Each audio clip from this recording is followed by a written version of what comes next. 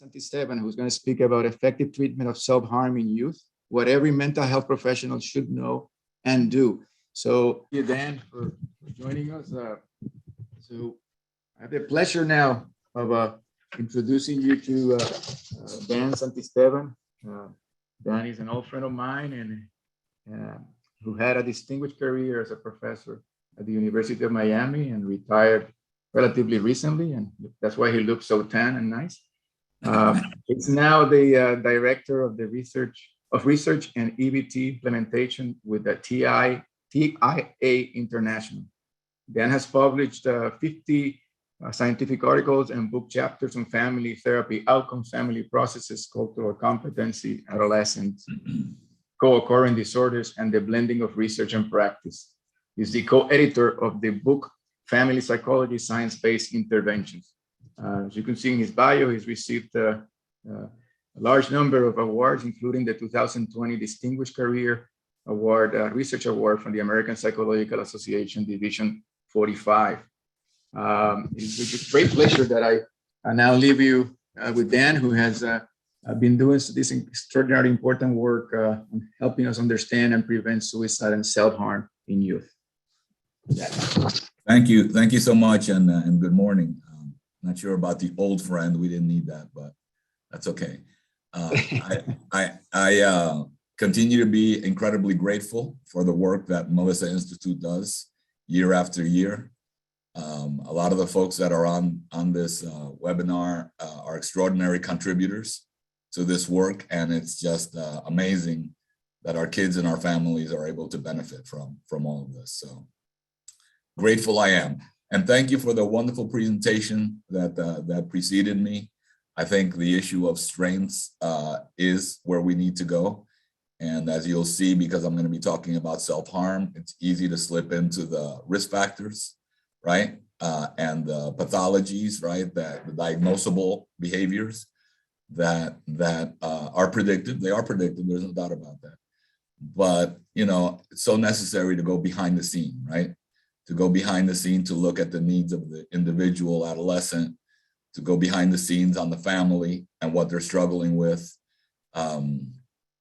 Yesterday, I gave a talk on this issue of strengths in families and how we tend to look at the deficits, right? When parenting falls a little short, when advocacy, right, in the school system falls a little short. With mental health folks, and if we go behind the scenes, we're careful not to blame the family for that. They don't know the systems, they don't know the skills, and the minute that we help coach them with it, it's amazing what they can accomplish for their kids, and they are grateful. So we'll talk about that in the second half of today for sure. As Etione said, I've spent about 30 years at the University of Miami developing interventions, testing them, and building culture into the manual and the treatment. I want to acknowledge the Claro Center. It's funded by the National Institute of Minority Health and Health Disparities, and they specifically funded work on self-harm. And so we learned a lot from the work funded by this group and their contributions, so I want to acknowledge them. And as Etione said, we started a group called Training and Implementation Associates.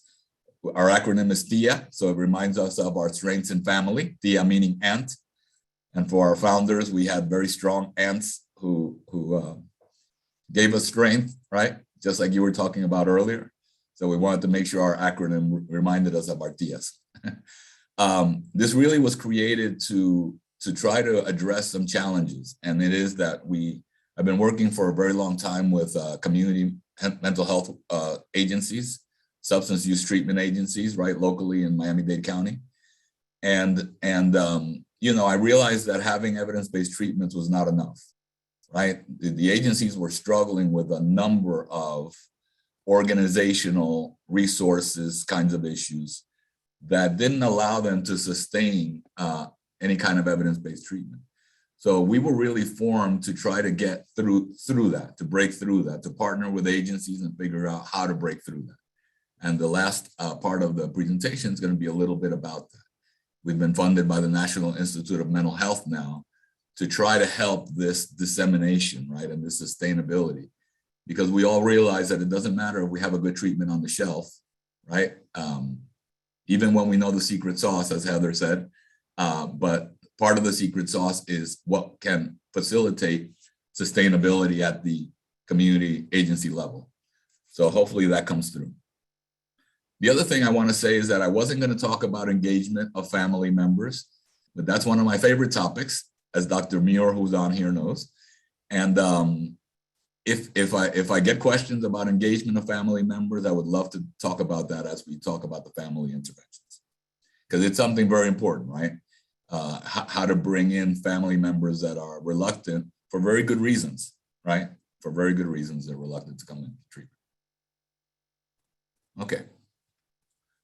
So let's talk a little bit about, if we're going to talk about suicidality and self-harm, I do believe it's important to start by looking at some of these issues of distinguishing, right, different kinds of kids.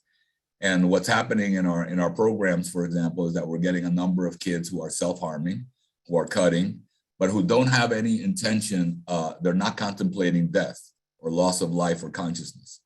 They are cutting, they are damaging their own bodies in fairly dramatic ways, right? But it's not what's going on in the second two categories here, where there's ideation and when there's where there are actually attempts, right? And part of it is about ending life. And obviously it gets more and more severe as they have a plan and a means, right, to accomplish that. Sometimes for this reason, people end up saying, well, they're just cutting. And they're not just cutting because kids that are cutting are going through an enormous amount of pain, right? And distress and disconnection, right? And so even though it looks like a less severe, and sometimes people will say it's sort of a manipulative, right? A manipulative behavior, we've got to be very careful with that, because it's not. It's extraordinary pain, and the only way that they find to release some of the tension, frustration, and pain that they have is by cutting. But as we go, we want to always, because we're providing treatment and we're trying to understand families, we always want to be able to distinguish and listen, right? Listen very carefully to what the kids are reporting, so that we're careful not to categorize inappropriately. And I am also reminded that even kids that have the non-suicidal self-injury, right, that in theory are not going to get to suicide, they are 7 times more likely than not, kids that are not in that category, to reach suicide, okay? Which means that either by accident or by progression, they could become the kids at the bottom. So it's very important to know that. And obviously, one of the very important things of why treatment has to be effective, right?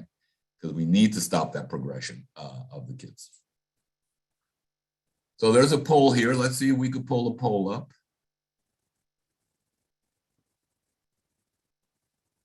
Can everyone see the poll?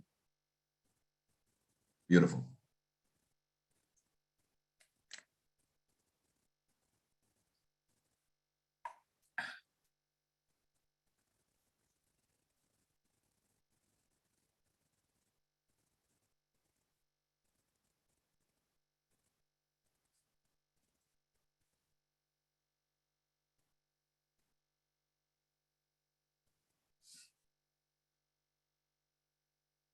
Okay, wonderful. Looks like things are slow. No, they're not slowing down. All right. Great participation. Thank you. We're at about 70 at this point. So let's stop it here and share the results. So females attempt suicide 3 to 4 times more than males, and males complete 3 to 4 times more than females. So it's the top one and the bottom one. Now, why females attempt more? And by the way, these are numbers that fluctuate year to year. Any number that I'm going to give you on rates, you know, you really have to go for that year and to specific age categories to really see what the exact rate of self-harm and suicide is. It fluctuates, but I'm giving you numbers that are rounded off. So females attempt more and males complete more. And that's important to know, right? That's important information when you're doing work. And apparently males complete more because they have access to firearms more frequently and to really lethal means for completing a suicide.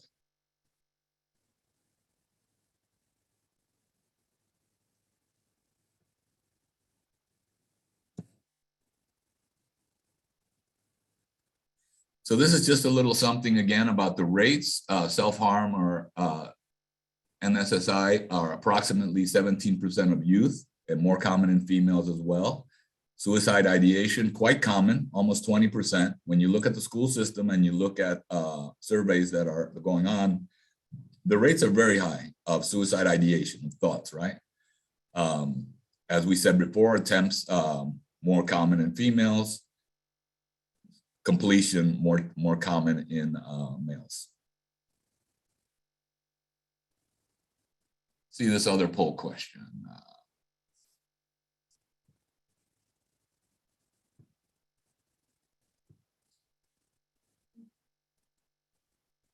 Which of the following can trigger or facilitate a suicide attempt?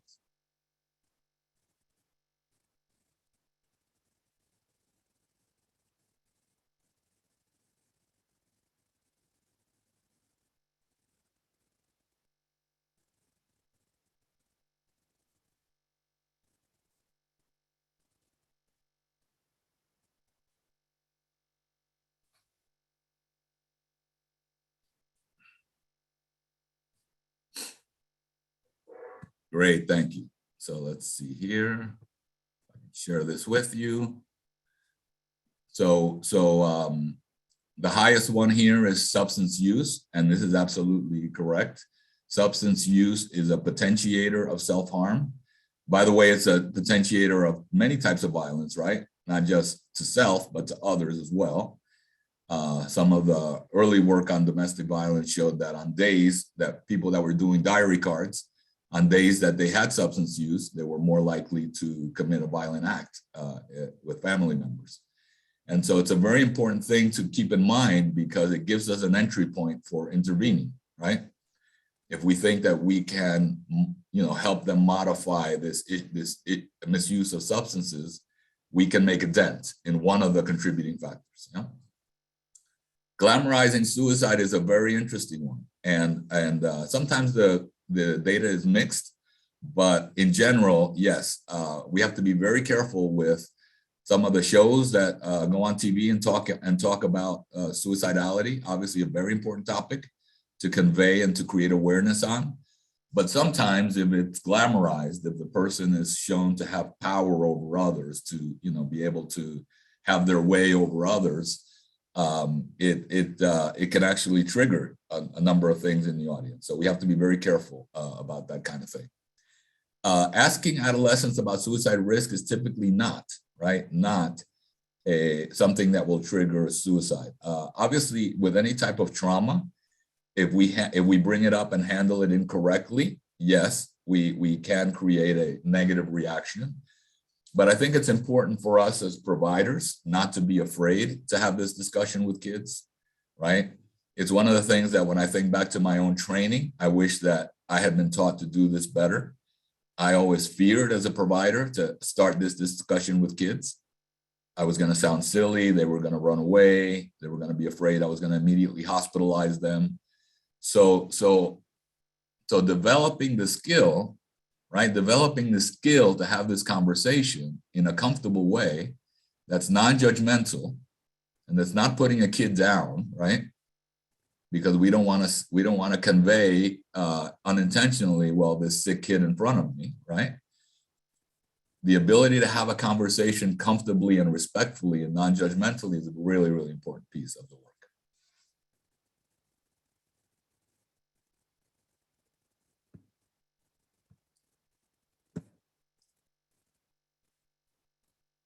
So this is just a sort of a graphic. And again, you don't have to worry about the things on the left there, the numbers. They do tend to fluctuate back and forth. But I want to sort of highlight the things on the right side. And when you have self-harm and suicide risk behavior, and you look at some of the predictors, the contributors, right? Depression is always there. Depression is a big one that we have to look at behind the scenes, right? Because when we have something like self-harm, it's not like we're only going to talk about self-harm and treat self-harm. And this was discussed in the previous presentation, that we have to be careful not to just talk about the symptom, right? And the whole conversation is a deficit, conversation. But we have to talk about things that are going on behind the scenes and how to help. So depression is one that's often there. We talked about substance use, right? A really important factor that we can theoretically, right, modify in order to decrease the likelihood of self-harm and suicidality. Latinas for many years has been very, very high in self-harm. And one of my colleagues, actually, I presented with him yesterday, Luis Zayas, originally did some extraordinary work with Latinas who were self-harming and attempting suicide. And it was very interesting to look at what was going on with the cultura, with the familia, right? Was there something cultural going on? Because we don't think that Latinas were wired somehow to be higher on self-harm. The same is true now with the fact that in our program, we're getting extraordinary numbers of LGBTQ kids. And again, it's not that they're wired in any particular way, right? To be high on self-harm. It's that there's something going on in the environment, in their relationships, right? That are stressors and that that are contributing to the self-harm behavior. And you don't have to go too far to see the literature on LGBTQ youth reporting on their lives and the kinds of lived experiences, right, that contribute to this kind of thing. I'm a family therapist by training and in my heart. And so my question is always, and the family, what's going on with the family in these LGBTQ kids, right? And it's been very eye-opening that we have to understand how to help the families to love and affirm and accept their youth, because they're struggling with a lot of stuff, right? Our families often come from a cultural background where this is not an easy transition. And so we don't want to blame culture. We don't want to romanticize culture. We want to have a very honest discussion, right, of what our values and worldviews are that are keeping us, right, but that are keeping the families from using the extraordinary strengths and protective factors that they have to help their kids through these moments, right? And so that's the work that we do, and hopefully I can describe that more as we go on. Black teens, the literature on Black teens and the increase in self-harm and suicidality has been extraordinary in the past couple of years. The rates have shot up and surpassed many of these other groups, including Latinas. And as I'll show you in a minute, the Congressional Black Caucus put together a very interesting report with Sean Joe and others to highlight and create awareness on this issue and to help us think through, right, what's going on behind the scenes that we need to address when we are intervening.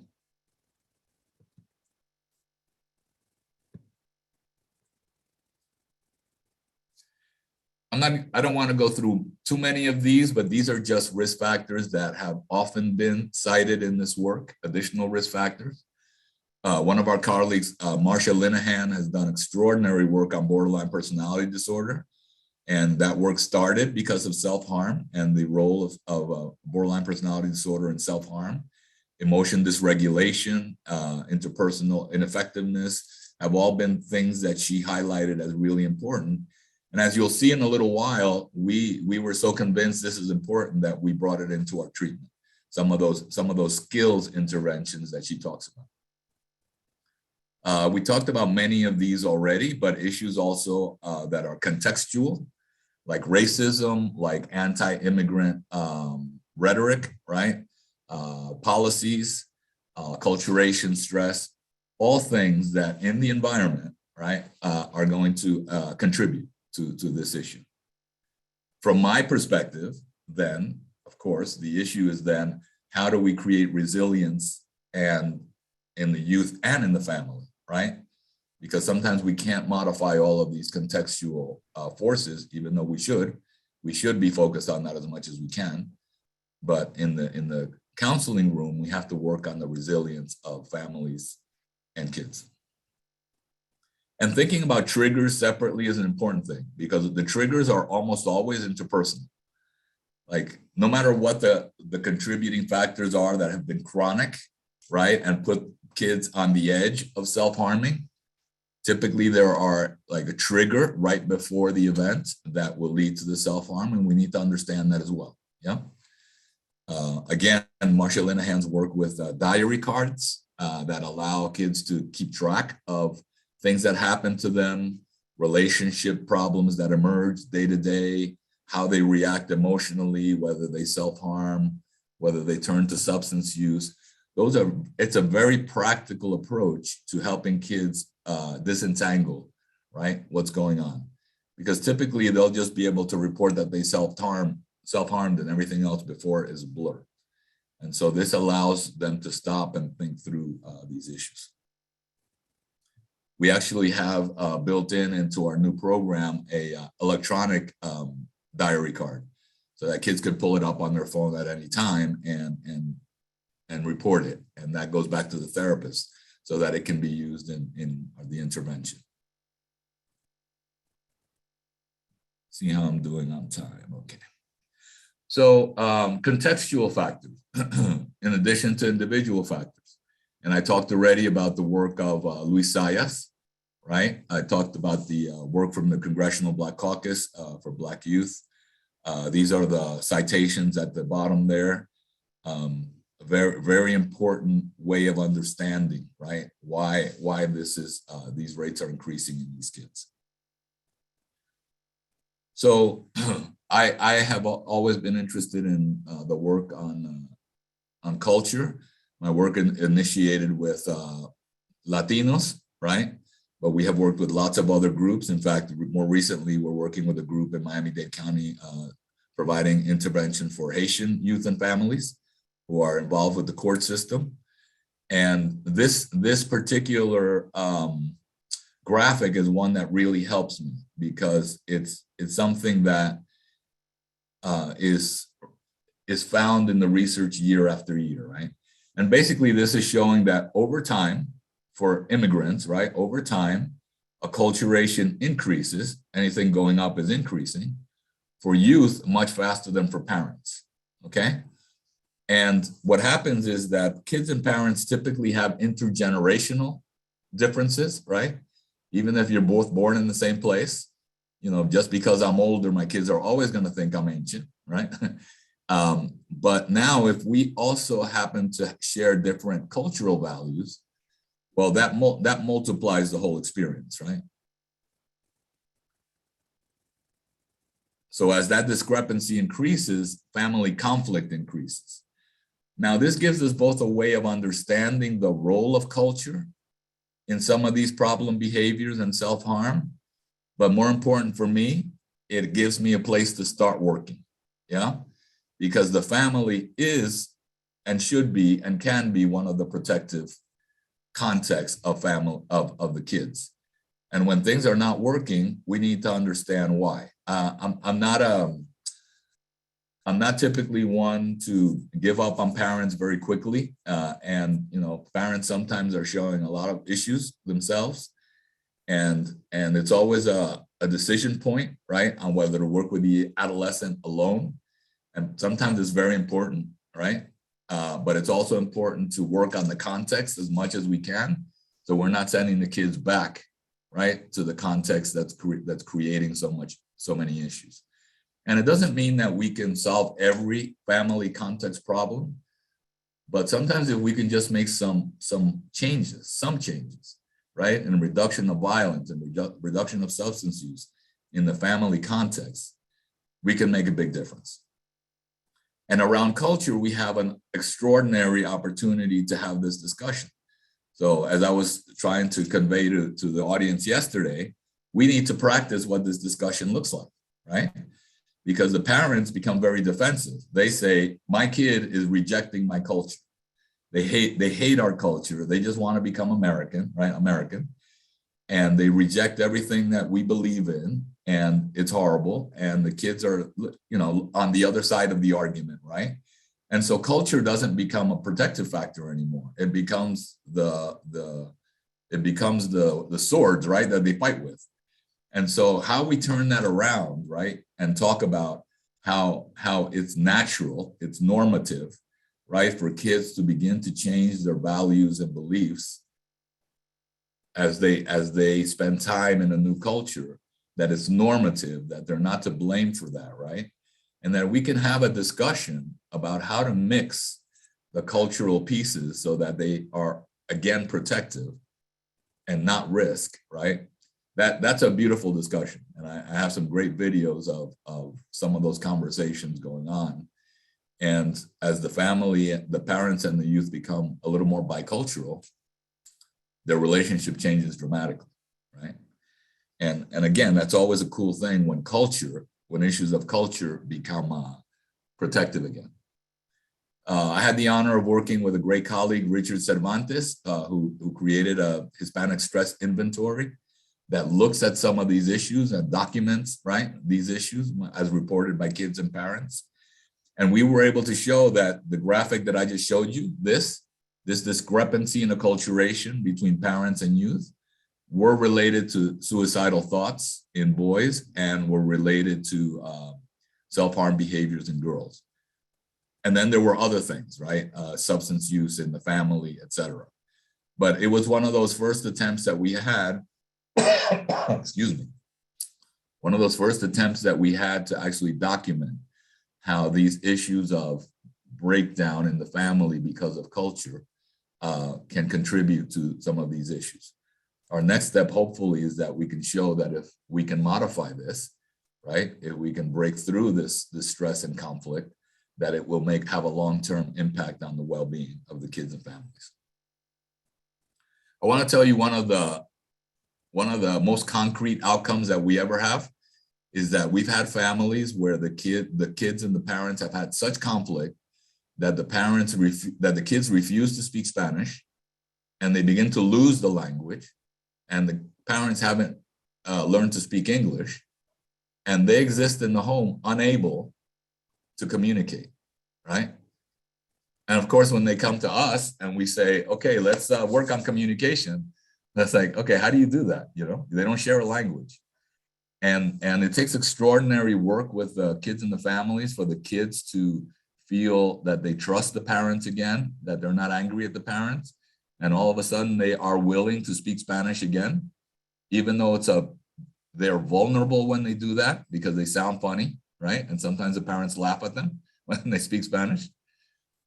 But it's one of those indicators that says, okay, something big is happening in this family. The kids feel safer, they trust their parents more, and they're willing to make themselves vulnerable in speaking Spanish. And now we can work on communication, right? Now we can work on some of the issues together rather than be forced to work with kids and with parents separately, right? Because they don't share a language. Does that make sense? I hope that piece makes sense in a very concrete way. And as I mentioned, these data that are coming out for Black youth and risk, again, very dramatic. And in some of these reports, they talk about stressors that we know exist, right? Discrimination, systemic racism, but and the fact that these chronic stressors overtax the youth on things like emotion regulation. And so at the same time that we are validating what kids are going through, right? We need to work with the kids on very concrete things that will help them get through, right, those moments, as well as working with parents so that they help protect their youth and share their own experiences, right, with things like environmental stressors and racism. My first question is always when we say, how do we work with the youth? It's like, okay, and what is the parent doing in this situation, right? Because the youth can't be on their own in these kinds of highly stressful situations. They need all the partners they can get. And as I mentioned, LGBTQ youth, 2 to 7 times more likely to attempt. And again, I'm very interested in family. So my first question is, what's going on with the family, right? And there's been some very super nice literature from, I guess it's California, on family acceptance and sort of an evidence-based model. And it talks really about what it takes for families to love their kids and to validate and to affirm, even when don't feel ready to do that because some of what's happening is not consistent with their beliefs, their cultural beliefs, or their religious beliefs, right? Because this is an important thing, by the way, and I want to comment on it and not forget. We often talk about what are the protective factors, right? Well, family is a protective factor. The church family can be a protective factor. When we did resiliency work on families, the family said, well, my church family is really important. But then when we talked to some of the families who had LGBTQ kids who had recently disclosed, right, recently come out, and by the way, they don't come out to everyone in the family, they come out sometimes to one family member, which creates a lot of new secrets and tensions in the family system. But the parent might say, you know, I'm particularly stressed because I can't go to my extended family. I cannot go to my church family because I don't think they're going to be able to handle this and accept. And so think about that. The fact that in this moment, the parent is reporting that their typical protective and strength factor is not there for them. We went to work with the Yes Institute in South Miami, and they had some very nice interviews with parents. And one parent talked about this in such a powerful way that she felt she had to choose between her youth and her church. And that just hurt too much. And it took her time, right, to understand how to bring those two things together.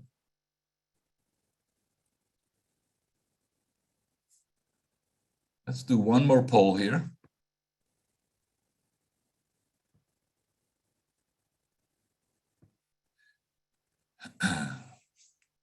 Which of the following is true regarding how culture can impact services for suicide prevention?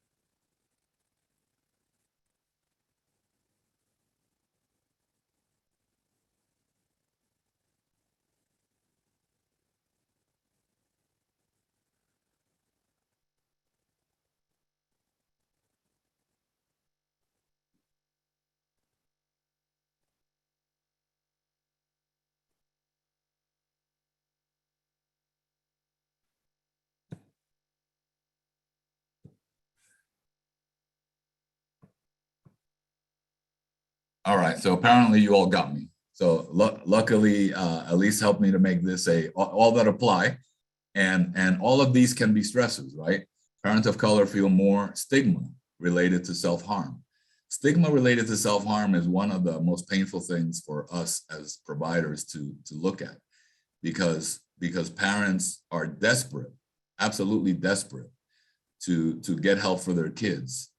And yet they have a hard time handling this issue of self-harm and admitting it and not being totally overwhelmed emotionally by the fact that their kids are self-harming. And so this issue of stigma and of fear, maybe even hopelessness, right? Those things are very, very powerful, particularly, and it's particularly true in families of color. And that's our job, right? Our job is to reduce hopelessness and to normalize some of these issues. Less connected to systems that provide care. Absolutely. We know the data on underutilization is an important area of work. People of color may feel services are not designed to address the specific stressors that they experience. This is why we developed this treatment, by the way, because we don't believe that you can work on. See, I'm a believer in mechanisms of change, right? Family mechanisms of change, cognitive mechanisms of change. But I don't feel like those generic things are enough if the therapist cannot talk about race and culture and ethnicity related stressors and experience and put these together. Does that make sense? Evidence-based should not forget mechanisms of change. But that mechanism of change does not fit all without being prepared to have a conversation on race and ethnicity and immigration stressors, et cetera. So you saw when I showed you the graph, right, on how families break down because of the cultural gap.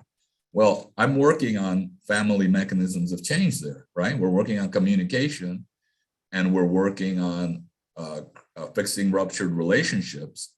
But that topic of acculturation is the vehicle, is the content area that is so important to that family that we need to discuss it, yeah? And so people like Guillermo Bernal will say that when a therapy has those components in it, clearly in them, then the ecological validity of the intervention is higher, right? The family says, okay, I can see how this is for me, yeah? All right.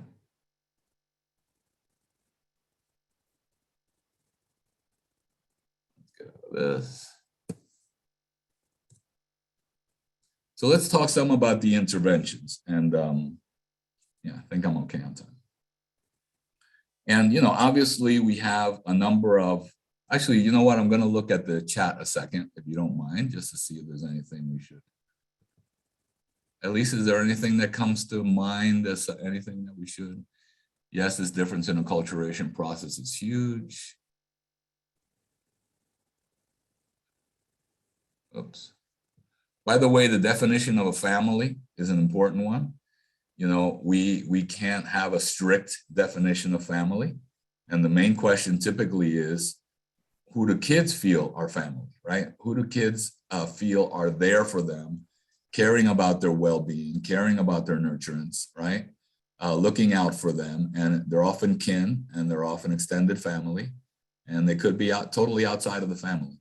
And when those are the people that can be there for that kid over many years, well, we need to strengthen that relationship, yeah? And we need to fix a rupture in the relationship, because they're going to be there a lot longer than we are, right, as therapists. And we want to make sure that they have them always available.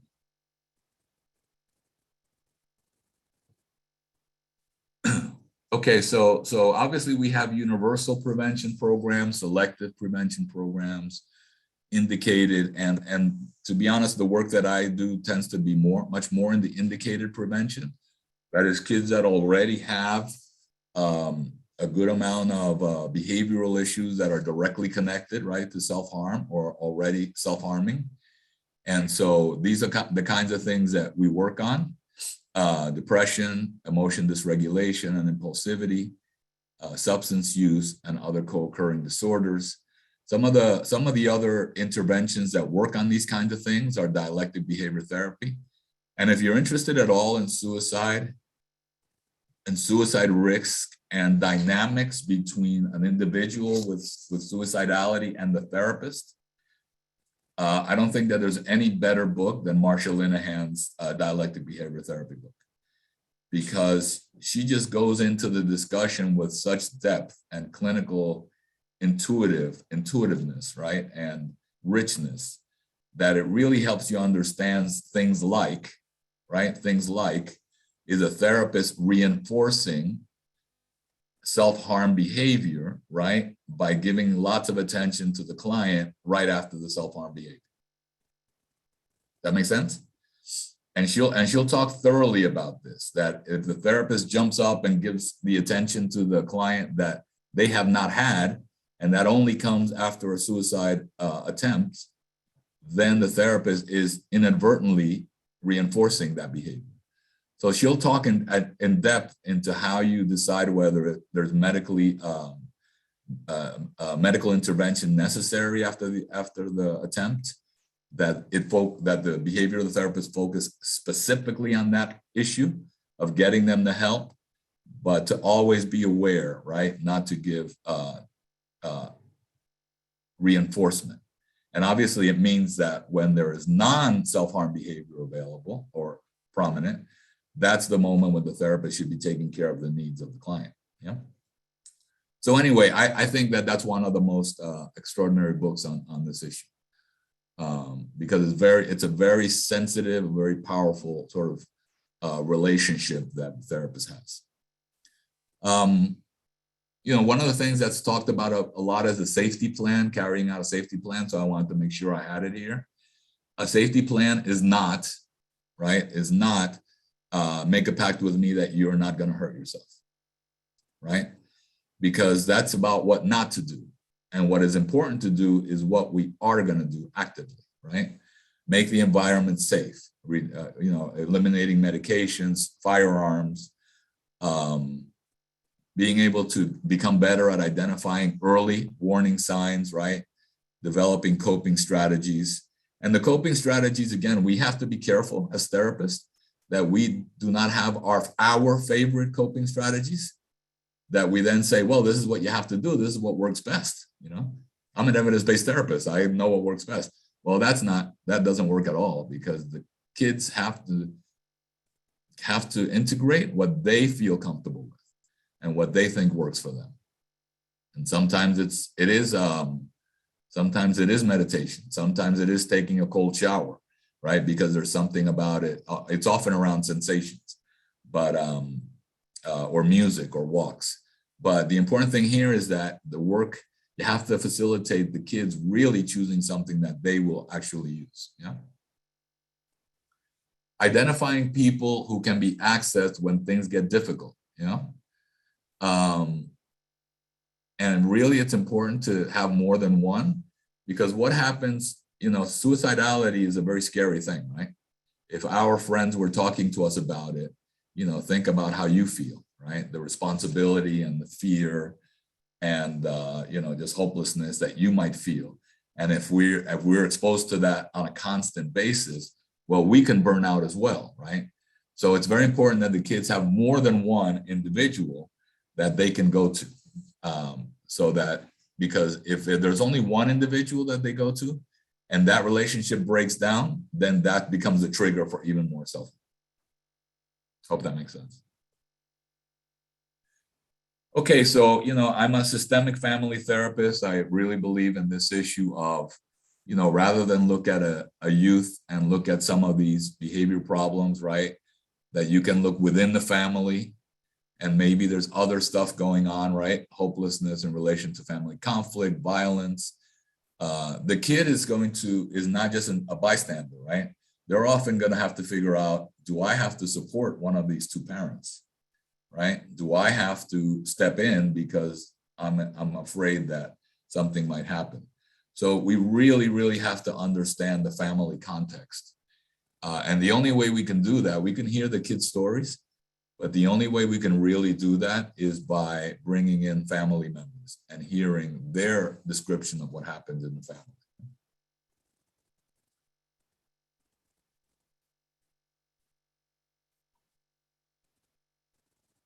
Take a look at that. Yeah.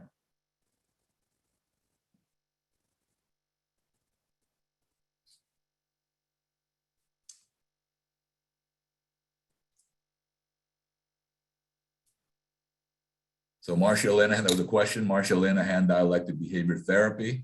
I'm looking at the chats. She has an extraordinary book. I think it's from the 1980s, 1983 maybe. But she has a handbook for the skills specifically. For the skills are extraordinary. Things like distress tolerance, emotion regulation, core mindfulness. She had built in core mindfulness into this. And what's been nice is that there have been team members that have carried on her work, creating apps and creating versions for kids and things like that. So they've really done a lot of great work.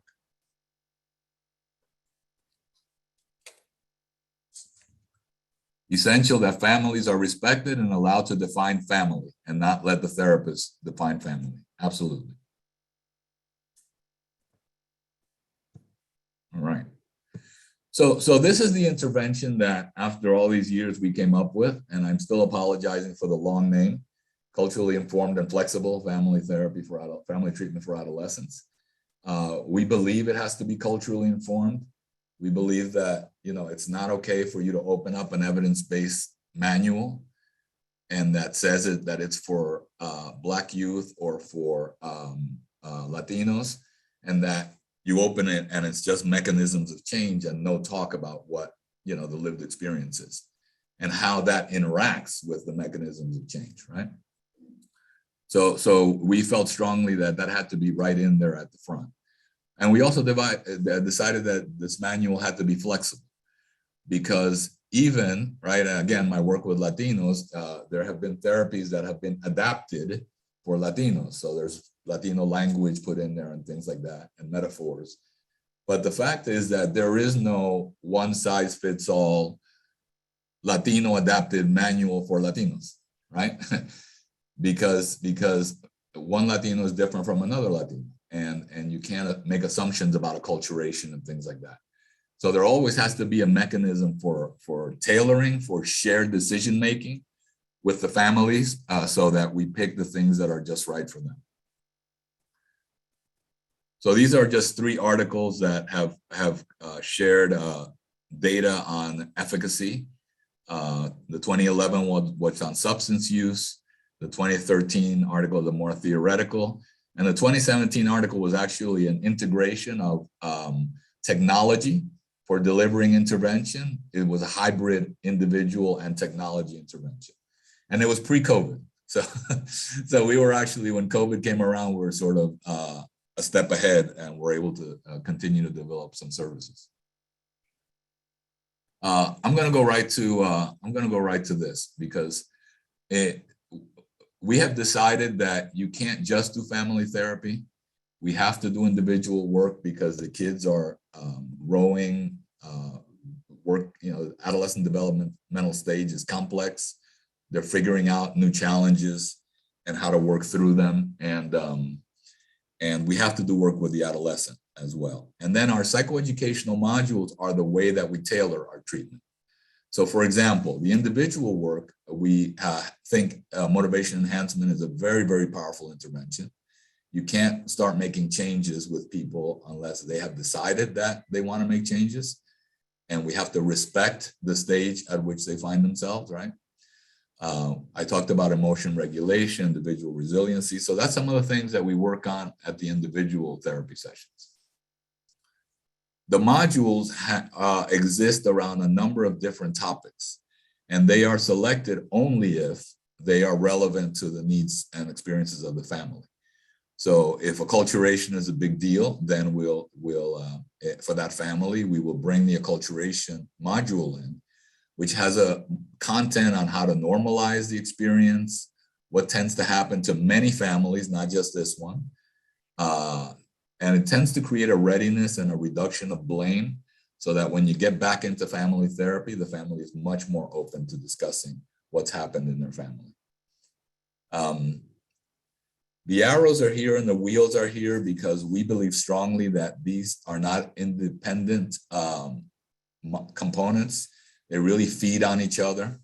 So when the kids develop a new interpersonal effectiveness, because they have gotten the interpersonal effectiveness skills module and they're starting to learn how to identify their needs and to express them in the family. Well, when we go to family therapy, sometimes the kids start, expressing their needs and the family's not ready, right? And they actually shut down the kids and we have to be there. That's why that is a context, right, in which we can generalize the skills that the kids learned and help parents to actually appreciate, right, the changes that the kids are making rather than shut them down because they're so different, right, from what they're used to. So the synergy that needs to be created here is important. And I really don't believe that if you just do one or the other, that we have good outcomes. This is just a graphic that shows how we do our tailoring. So depending on the left, on the profile of that specific client and family and what's an issue, it could be acculturation, it could be depression, it could be immigration stress, right? It could be risky sexual behavior. Based on their profile, we can select, the modules that are going to be helpful to them. And then one of the things that we are talking about more and more is shared decision making. So that, when a module is recommended based on their profile, we can actually have a discussion with the family and say, look, it looks like this might be something that will be helpful to you, but what do you think, right? If we include this conversation on acculturation, if we include this conversation on substance use, will this be something that's particularly relevant to you? And so the more they buy into it, the more likely we're going to have great retention, right? Because they need to feel that this is ecologically valid, right? I didn't want to show you a bunch of outcome data. Graphics are really boring, but I just want to tell you some of these testimonies. And I just, the first one always gets to me when this was a focus group, and when the parent says, the therapist and my daughter clicked, and next thing I knew, she was like calling me mommy, mommy, this and that. And she hasn't called me mommy since I was 8. So to me, right, that kind of testimony reflects the change in a relationship, right? That the protective factor has come back to where it was before, that they are close again, that the trust has gone up again and the caring. And you see other things like, testimonies that, they can't shut the kid up after school because he wants to communicate. And he's got a vehicle to do that now. So these kinds of testimonies go well with the kinds of things that we see on our data. I have just a few minutes left, and I do want to, because here's what we found that was a little bit depressing for me, but it's that having an evidence-based practice is not the end of the story, right? Because the more we worked with community agencies, the more they told us, your model looks really cool. We can't learn it. We don't have the money for the training. It's so expensive to bring experts in. Do you understand that we have staff turnover that's equivalent to, fast food joints? And some of the evidence I saw, a depression study reported recently by NIH, and they had 40% staff turnover in 1 year. So what does that mean for anyone who's trying to help an agency by bringing experts into the agency if a year later they will have lost everyone who was trained, right? That's unsustainable. And so working with the NIMH, we tried to create a solution that was like an online platform where we could teach family therapy online and hopefully in the future other interventions, but where the trainee could also practice. Because we thought even when we go out and lecture and do a 2 or 3 day training, the amount of practice that the trainees can get on how to engage a family member, how to talk about racism, how to talk about acculturation, right, is very limited. And we thought if we do this online platform correctly, we can create scenarios where the trainee, right, with their camera, they'll say, what would I say to the family in this moment or that moment? And then we can help shape that.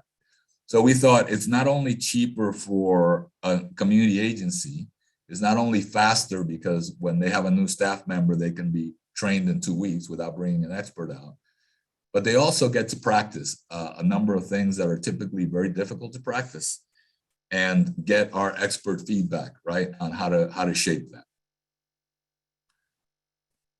So if I can, I'm going to try to show you a little, let me see if it shows.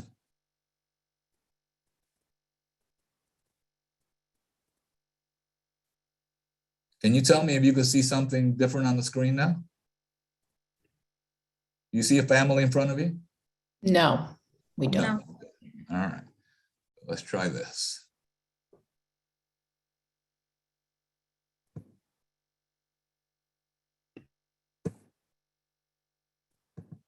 Now?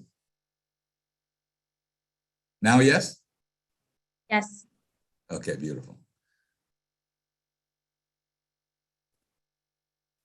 Now, what I want to make sure is that you're able to hear it when they speak.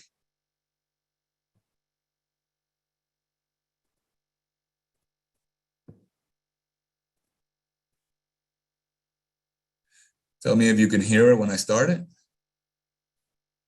How are things this week? Cynthia took the car keys in the middle of the night and took our car for a ride with friends. What is the big deal? I was sick of our fighting, and I needed some space. You don't even have a license. Dad, do you think this is such a big deal? I have driven with you before. Don't ask me. I give up. Very typical of him. Typical of you to attack Dad. I wish you would stop. So in the old days, we used to do family therapy training behind a one-way mirror, right? And our therapist would go into the room, and they, new therapists, and they would be confronted with this kind of fight. And basically the reaction was just a wide open mouth, because what do you do with this kind of hostility going back and forth, right? It's not typically what you are trained to handle. And so we think that the value of this is that we can help trainees, even during the very start of their training, to detect interaction patterns, to learn points at which you want to intervene. And different experts might have different opinions on where to intervene. But and they would actually say in front of the camera, how, for example, how would you block this intervention? Because I would recommend, for example, that there will be a block right around How here. are things this week? Cynthia took the car keys in the middle of the night and took our car for a ride with friends. What is the big deal? I was sick of our fighting, and I needed some space. You don't even have a license. See, I would want to teach therapists that are doing family work that if they stop it right there, here's a dyad that's working on something important, right? And mom has the ability right now to say, I care about you, right? I worry about you. What would happen if if you're caught? What would happen if you hit someone with the car? So this is right where we have to block the continuing sequence. And I would say, what would you say? How would you block it? Because if you block a family disrespectfully, you will lose it. You can't just say, okay, let's shut up for a minute. Okay, stop. Families are very sensitive to those kinds of things. So the therapist has to practice how to make a stop that's very respectful, right? Because once it starts bouncing around. Dad, do you think this is such a big deal? I have driven with you before. Don't ask me. I give up. Very typical of him. So right there, you see that something has gotten underway, which is very difficult to modify, right? Because the father said, I give up. In a way, father may say, I give up because he doesn't want to take the daughter's side. So maybe that's a good thing, right? The daughter said, take my side. He said, I'm not going to do that. But then the mother turned and attacked him, right? And so how to stop that process? Because if we don't, so I believe that family therapy is very powerful, but I also believe that if we don't do it well, it can be actually harmful. Because if you allow this negativity to occur, the family will leave and say, I didn't get anything different from what I have at the house. And why would I come back? Yeah. So this is just an example of what we're trying to work on to create some innovation, because we are and by the way, people like Ken Hardy have said, how do you convey ideas about racism, right? It's one thing to have it in your head that racism is bad, but it's a different thing to learn to speak and to bring up the topic in a comfortable way. The client will be able to tell if you are, as a therapist, are unable to have a comfortable conversation on a topic. And so this is a way to practice, right? Practice engagement, practice bringing on difficult topics. So we think that it has the potential to get to some of the barriers that are there for our community agency partners, because they're trying to do extraordinary work, and sometimes it's just very difficult for all of these reasons.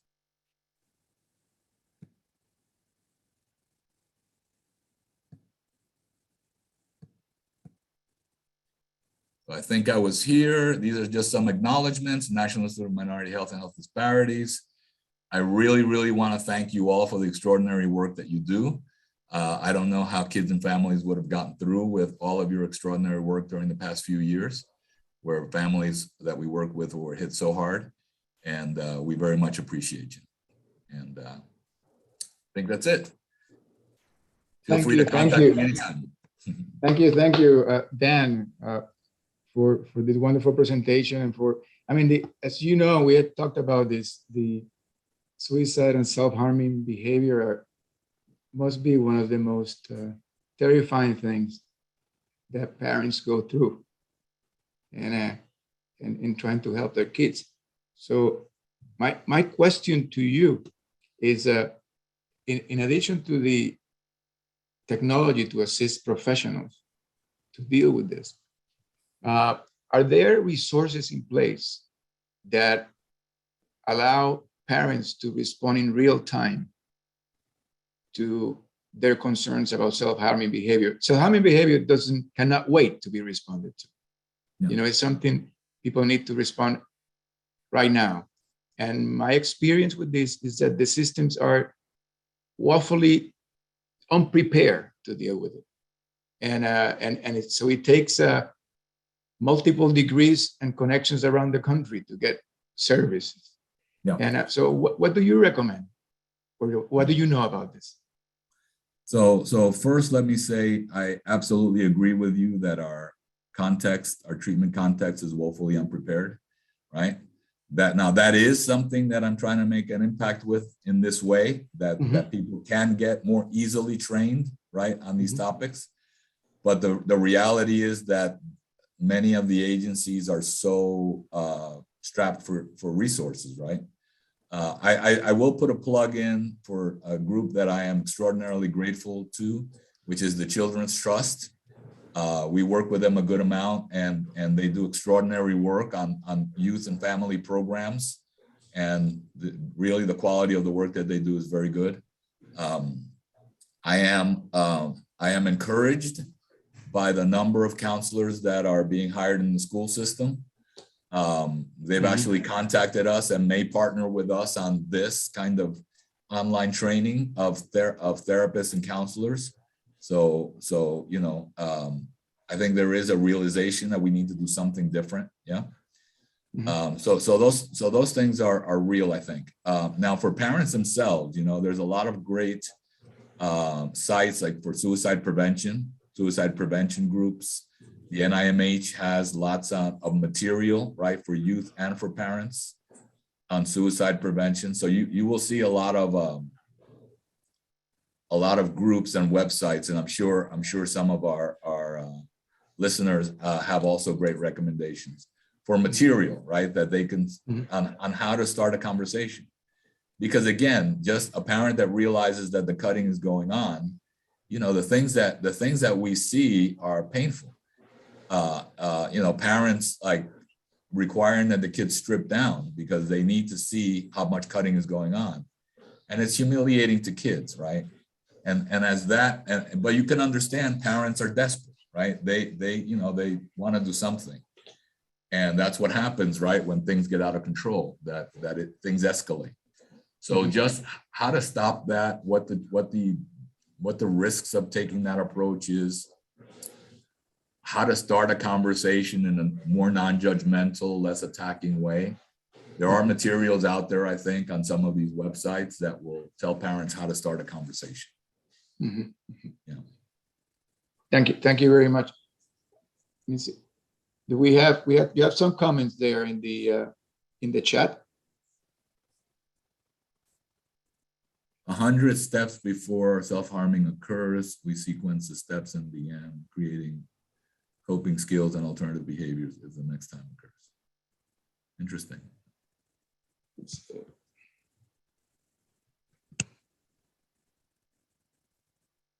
You know, I've got to just, the engagement of family members when they're self-harmed is very difficult because family members are so scared.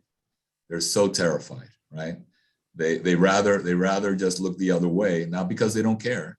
And this is what I tell a therapist, right? It's not because they don't care, it's because they're terrified and they don't know what to do. And so the engagement, right, and the normalization that this is happening with a lot of kids, and it doesn't mean that they're going to complete suicide, and that there are things and that there's a pain there that we can help them work through. We can help the kids work through that pain, but we can also help parents be there for the kids to work through that pain.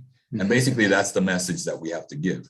Whether it's this model or that model, I think that piece of giving kids skills, right, for emotion dysregulation, for distress tolerance, and giving the parents the ability to be there for their kids without being so fearful and desperate that they're actually exacerbating the problem. I think that's the crux of what we need to achieve. You have a question from James Henderson? Yeah, I absolutely loved your presentation. Thank you very much. I really like your safety planning thing too. And I even think in working with families, I've only done safety planning with survivors of domestic violence. So we really haven't talked about the impact on the children. And so when I read your thing about getting rid of the firearms and the medication and all that, I thought for some families that would not be apt to get rid of firearms because the man doesn't see it as a problem. The victim may feel too scared to, report that. When you bring the children in there, I think you can get a lot more buy-in from families. So do you have that in a written form that you sit down with the families and create and do that safety planning, or just your outline that you presented on a PowerPoint? We just use the outline because we have another, a clinical interview. But I'm sure that I can get that for you, and I'm happy to share it with Elise and with Etione so that it could be distributed, because there are some very structured approaches to that. And I think that, just that whole concept of what you do rather than what you don't do, right? Yep. Is really important. So I thank you for your comment. You're absolutely right. Thank and you. there are, and by the way, there are always, sometimes when we speak of you get rid of guns or you get rid of violence in the home, sometimes you can't do that, but you can buffer. You can take a mid-step, right? You can buffer. You can say, okay, but let's at least make sure that kid doesn't have access to it. Let's at least make sure that, that the parent is not bringing a substance using person into the house, right? Which intensifies risk. So a lot of times with families that have lots of risk factors, there are mid steps that can create huge change, huge improvements for the kid's life. Yeah. We can't do it all at once. So Dan, American Foundation for Suicide Prevention. That's the one formally that has great information. Heather shared that. Yeah. Thank you, Heather. That's great. And Dan, one of the problems that I have when I listen to you is that you get me thinking about many directions in which I want to go. So I'm going to be, that means I just give you an alert. I'm going to be reaching out to you again, not for a presentation, but for advice on perhaps how could the Institute, now that we have an increased profile both locally and nationally, how we might help provide resources on this issue of self-harm for parents and professionals. And I'll look at the websites that exist and all that. But obviously, we don't want to repeat. But I just think that there's room there to really be very useful to people in immediate need. And if it's okay with folks, then we'll now transition to, after thanking you for this wonderful presentation.